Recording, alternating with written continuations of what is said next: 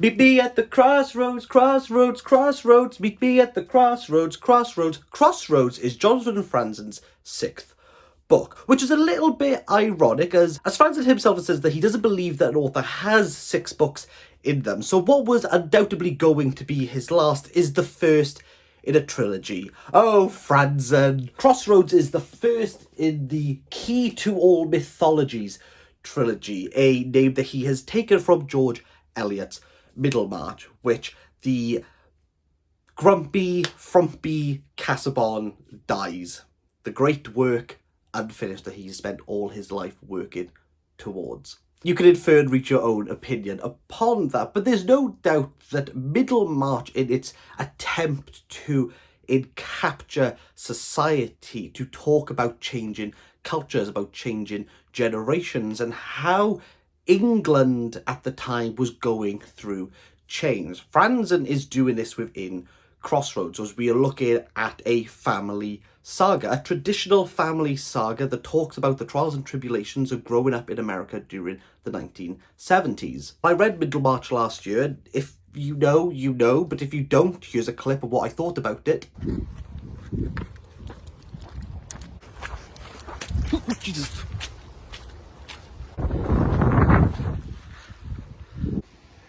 Yeah, this seems like a good enough spot. Oh, so does Franzen fare any better? But we have to deal with who Franzen is and what he is trying to achieve within his books. This is the first one that I have read of his, but he has been given the moniker the Great American Novelist, touted as the author who is probably going to write the Great American Novel. The Key to All Mythologies series will undoubtedly be that in some shape or form. But do we care about the Great American Novel? Or what should the Great American Novel do? What should be its function? To answer that, you should probably ask an American, because anyone outside of America truly does not care. We really don't care, America, about the Great American Novel. Fell down on my knees and asked the Lord for the Great American Novel. Hey, that sounds familiar. We digress. Crossroads, it takes place in Crossroads, which is a youth church facility, taking its name from the pioneering group Cream and their song Crossroads, where they are trying to invigorate the youth into the church. And who used to run this was Russ Hildenbrand. But Russ is aged. He has had 4 lovely kids who are all in various crossroads in their life. I'm going to be doing that a lot. Crossroads. There's a lot of crossroads in this. I don't mind a little bit of heavy symbolism at times, but Crossroads is definitely one where it goes, guess where someone's at? They're at the crossroads of their life within the novel Crossroads. Russ is in a crossroads of his life because, well, he's fallen out of love with his wife, Marion, and wants to find joy. He wants to live the life that he thought he wanted to have when he was younger. There's a lot of reflecting on Russ's part. This feeling is almost exacerbated by Russ feels as though he's being pushed out of Crossroads, the group that he helped create, by a newer, younger, hipper pastor who the kids feel more attuned to. They feel more aligned with him. And the kids don't feel as though this new person is trying to be cool. Russ feels alienated, but in turn he is also alienating himself from Crossroads, as we deal in the middle of the story a mediation of sorts, where a young girl says, well, I'm 17 and I don't think it's appropriate for you, someone who's 50, to tell me about your sex life and your sexual boredom and possible liberation. Russ tries to navigate this situation, but ultimately he has to deal with the disgrace and shame. Moving to his wife, Marion, she's also at her own crossroads, as we deal with her in The Therapist, talking about her life. And there's more flashbacks when it comes to Marion than any of the 5 characters that we deal with within Crossroads. Marion is at her lowest, but we are going to see her journey towards the end of the novel, ultimately being the matriarch, the person who has, or, well, thinks she has control of all the members of the Hildenbrands. We'll see her talk about her traumas. We'll see her reflect on her relationship with Russ. The absolute anger towards Swedish meatballs And what I would say is the best scene within Crossroads is the confrontation between her and Russ over smoking inside the house. Marion, even though she can be abrasive heart and hot-headed, truly is the most sensitive character within all of this, even as we see her contemplate over her children's Christmas presents. And has she done the right thing, or should she just get something else to almost appease her children? And her children are all various different ages, as I said earlier, and all of them are dealing with their own crossroads. All 4 kids are coming to the intersections of their own crossroads. We have Clem, who is contemplating dropping out of college to sign up to fight in the Vietnam War. We also have his crossroads with his relationship with his girlfriend. Does he want to end it? Does he actually love her? Does he want to stay for her, or should he leave for the greater good of the country?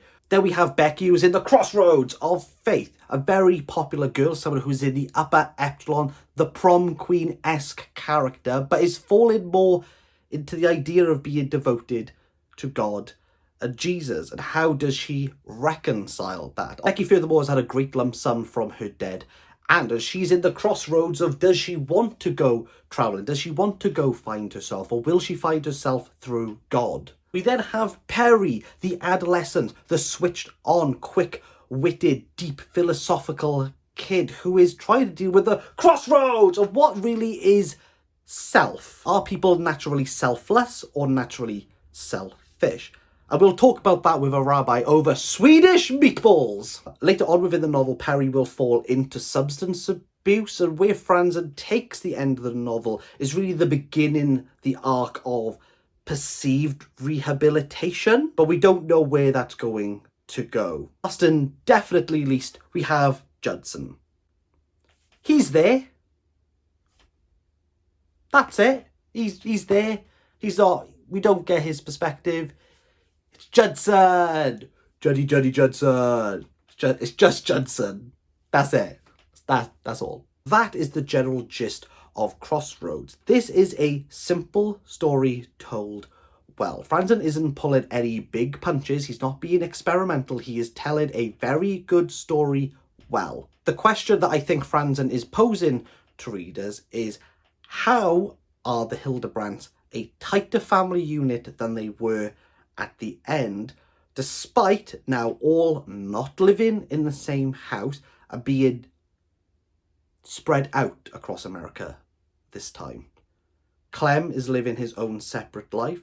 Becky is raising her own, whilst the rest move from Crossroads. They move away from the town that feels as though has been rooted for them, yet each member is picking themselves up to settle elsewhere. Additionally, and it's really solidified within the end, what makes a close family unit? Becky and Clem's conversation towards the end feels as though there is still conflict from a time before, yet we don't really know what Clem is going to do. It's also worth mentioning that Franzen revolves the story around 2 major Christian holidays. The first one being Christmas, a time for reflection, a time for joy, a holiday for spending time with your family. Around Christmas time is where most of the pent-up emotions and conflicts happen. Later on within the novel, as we move towards Easter, a time of rebirth, a time for new life, a time for awakening, is where the family find that they love each other. Their relationships are renewed, they are rebuilt. Even though the emotions that eclipsed Christmas are still present, the family turns over a new leaf. Becky, furthermore, has had a great lump sum from her dead, and as she's in the crossroads of, does she want to go travelling? Does she want to go find herself, or will she find herself through God? They start again. For the start of a trilogy, Franzen's really just setting up his players and understanding where the power dynamics are, which inevitably he will probably play with in the next 2 books. But really this reads quite... I mean, it is what it is. It's a 6 out of 10. You know what you're getting into, and he gives you what you're getting into.